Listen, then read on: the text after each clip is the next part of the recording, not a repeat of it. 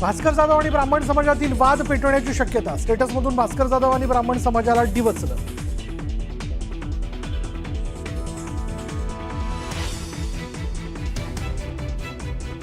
राष्ट्रवादी काँग्रेसचे नेते नवाब मलिकांकडे मुंबई निवडणूक व्यवस्थापन समितीच्या अध्यक्षपदाची धुरा.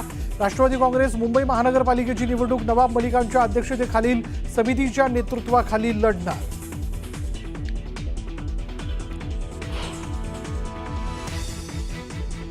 छावा संघटनेच्या पदाधिकाऱ्याला मारहाण करणारे राष्ट्रवादी युवकचे माजी अध्यक्ष सूरज चव्हाण यांच्यावर नवी जबाबदारी. सूरज चव्हाण यांना मिळालं प्रदेश सरचिटणीसपद.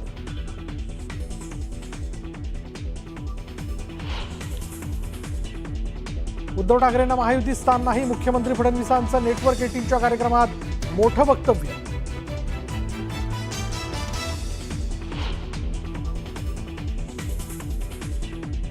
सुनील तटकरेंची उलटी गिनती सुरू. भरत गोगावलेंचा हल्ला बोल तर छोट्या लोकांवर लक्ष देत नाही. सुनील तटकरेंचा पलटवार.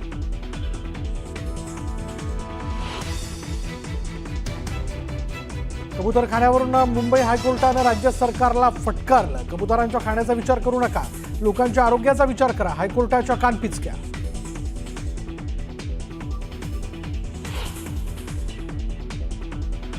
कबुतरांमुळे झालेल्या फुफ्फुसांच्या रोगांमुळे देशभरात 60,000 रुग्णांचा मृत्यू. बडे मुद्देमध्ये डॉक्टर कल्याण गंगवाल यांची धक्कादायक माहिती. विज्ञानाला प्राधान्य देण्याचं डॉक्टर गंगवाल यांचं आवाहन.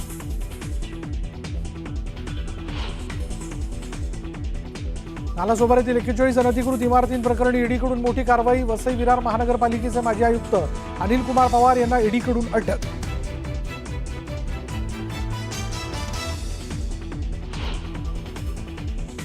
धनंजय मुंडे अजूनही सरकारी बंगल्यातच. मुंबईत घर नसल्यानं बंगला सोडला नसल्याचं स्पष्टीकरण. तर धनंजय मुंडेंचं मुंबईत 3 फ्लॅट. करुणा मुंडेंचा दावा.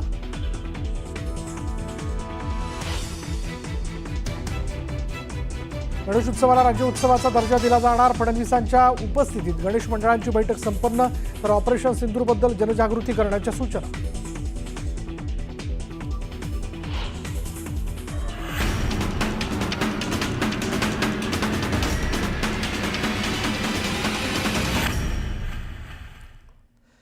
सुपरफास्ट 100 मध्ये आपण सुरुवात करूयात ब्रेकिंग न्यूजने. 15 ऑगस्टला चिकन मटण विक्री बंदीच्या निर्णयावरनं वाद पेटलाय.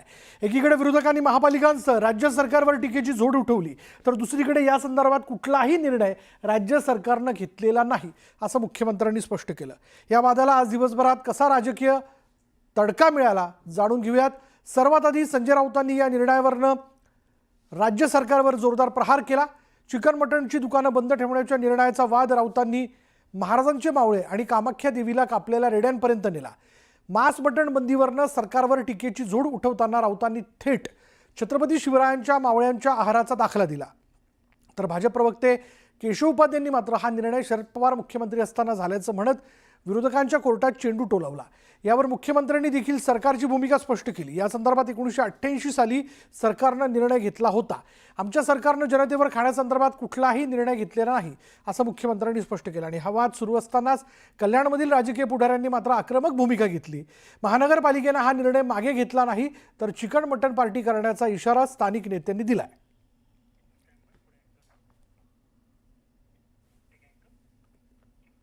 दरम्यान कल्याणमधील काँग्रेस पदाधिकाऱ्यांनी याबाबत काय भूमिका मांडली पाहूयात. 100% करणार मग पार्टी आम्ही. आणि आयुक्तांनी हा निर्णय चुकीचा घेतलेला ना. एखाद्याच्या माणसाच्या वर आता खाटीक समाज आहे, त्यांच्या रोजगारावरती गदा आलेली आहे. आणि हे प्रश्न त्यांनी याच वेळी का आणले? ह्याच्या मागे पण जी सरकार आहे त्याचा काय हात आहे का, की याच्यामध्ये परत काहीतरी दुसरा वाद तयार करायचा आहे? या सर्व वादावर भाष्य करताना संजय राऊतांनी शिवरायांच्या मावळ्यांचा संदर्भ देत काय म्हटलंय पाहूयात. छत्रपती शिवाजी महाराज युद्धावर गेले, ते काय वरण भात तूप खाऊन त्यांचे मावळे लढत होते का? ते मांसाहारच करत होते चांगल्या प्रमाणात. पेशवेसुद्धा मांसाहार करत होते, बाजीराव पेशवे. त्याशिवाय युद्धावर लढता येत नाही. आता सीमेवरचं सैन्याला सुद्धा मांसाहार करावाच लागतो ना. वरण भात तूप पोळी खाऊन, श्रीखंडपुरी खाऊन नाही युद्ध लढतायत. तुम्ही महाराष्ट्राला नपुसंक नामर्द करतायत. देवेंद्र फडणवीस हे फतवे मागे घ्या. चिकन मटणवरच्या बंदीच्या या निर्णयात भाजपला विलन बनवतानाच संजय राऊत शिंदेच्या शिवसेना नेत्यांवर त्यांनी टीकेचे बाण सोडायला विसरले नाहीत. दिवसांचं गुवाहाटीला रेडे कापून, बकरे कोंबड्या कापून, बदकं कापून तिथे, हे मी जबाबदारीनं बोलतोय, त्या सरकारला मांस मच्छीचा तिटकारा यावा याचं मला आश्चर्य वाटतंय. 65 रेडे कापले कामाख्या देवीच्या मंदिरात आणि त्या रेड्यांचा प्रसाद खावा लागतो कापणाऱ्याला, हे पण तुम्हाला मी सांगतो. या वादात ठिणगी पडली ती भाजप प्रवक्ते केशव उपाध्ये यांच्या विधानानंतर या निर्णयाचे जनक कोण असा सवाल राऊतांनी विचारला. तर 1988 नंतर शरद पवार मुख्यमंत्री झाले आणि त्यांच्या कार्यकाळात या निर्णयाची अंमलबजावणी झाल्याचा आरोप केशव उपाध्ये यांनी केला. यावर राऊत काय म्हणाले ते तुम्हीच पहा. तुमच्याकडे मागणी केली कोणी की स्वातंत्र्यदिनी मांसाहार वर्ज्य? हे काय नवीन थोतांड आहे या महाराष्ट्रामध्ये आणि या थोतांडाचे जनक कोण आहेत? शरद पवार हे मुख्यमंत्री झाले आणि 15 ऑगस्ट रोजी कत्तलखाने बंद ठेवण्याचा निर्णय पहिल्यांदा अंमलात आणला गेला, तो शरद पवार मुख्यमंत्री असताना. मग आत्ता या निर्णयावरती आगपाकड करायचं कारण काय, जो महायुती सरकारने घेतलाच नाही? शरद पवार, एक लक्षात घ्यावं, शरद पवार मुख्यमंत्री पदी राहून किती काळ लोटला? शरद पवार साहेब शेवटचे मुख्यमंत्री कधी झाले फडणवीस साहेबांना माहिती आहे का? तुम्ही कोणती अध्यादेश बाहेर काढताय?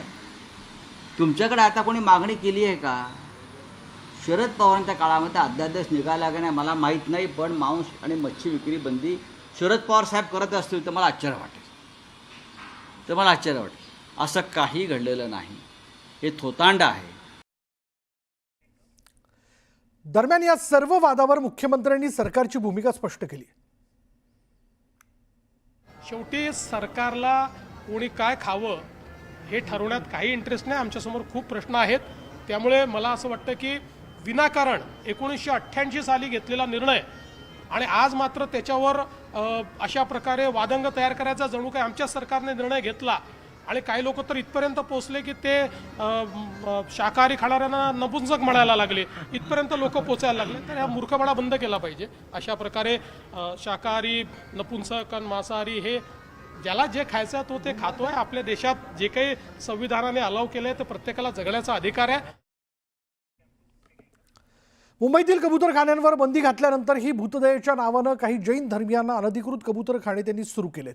पण हे कबूतरखाने कसे आरोग्यासाठी धोकादायक आहेत हेच पुण्यात 50 वर्षांपासून प्रॅक्टिस करणारे डॉक्टर कल्याण गंगवाल यांनी बडे मुद्द्याच्या चर्चेत स्पष्ट केलं. विशेष म्हणजे डॉक्टर गंगवाल स्वतः जैन धर्मीय असून ते प्राणीमित्रही आहेत. कबुतरांमुळे कसे आणि कोणते आजार होतात तुम्हीच ऐका. आणि आज मेडिकल गोष्टी आमच्या हे क्लिअरली दाखवत आहेत की कबुतरामुळे रोगराई होते.